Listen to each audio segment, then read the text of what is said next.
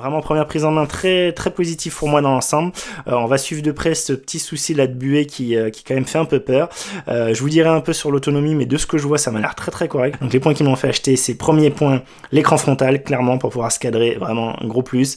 Le deuxième point, c'était que je savais que je pouvais enfin avoir de la 4K 60 fps sans un codec à la con, avec un mode plus ou moins linéaire, donc qui s'appelle D-Warp, et donc pouvoir l'utiliser, pouvoir faire des ralentis comme ça. L'autre truc, c'était quand même la stabilisation, parce que je sais que je vais gagner en stabilisation vu qu'elle est à peu près du niveau, voire meilleure quand on regarde l'arrière-plan, ça on verra en comparaison, mais cette stabilisation Rocksteady est meilleure que l'hyper smooth, je sais plus quoi, de chez GoPro sur la 7. De tous les, en tout cas les tests que j'ai vus, moi ça me paraissait évident qu'il était meilleur. Donc j'ai une stabilisation qui sera encore bien meilleure que celle-là, vu qu'elle est moins bonne que la Hero 7. Donc ça c'était un autre point.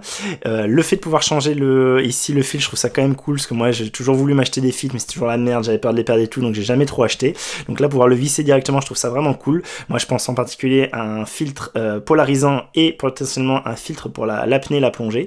Donc un filtre rouge, pour l'instant j'ai pas vu que ça existait, mais je pense que ça va arriver. C'est pas encore mon cas, mais peut-être si ça vient, ça sera un bon point, c'est d'avoir du coup le même profil dessiné like, donc comme sur les drones, ce qui permet de pas avoir à se faire chier à faire du color grading d'un côté et puis sur son drone. Donc là on a le même profil. Alors je l'ai pas acheté pour, mais clairement à l'usage je le vois. C'est l'ergonomie générale, le tactile qui est très bon sur l'écran arrière, hein.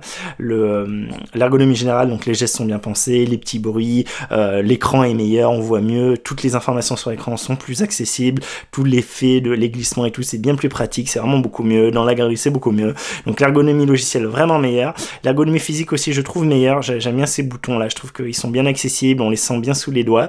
La carte SD ici, moi ça me va bien, on perd le port micro HDMI, mais franchement j'en ai rien à foutre. La batterie interchangeable avec son cache, pourquoi pas. Et par contre, donc clairement, ce que je sens en point négatif, c'est la surchauffe. Là, par exemple, ici, c'est vraiment très chaud, hein. J'ai cru voir l'apparition de petites buées.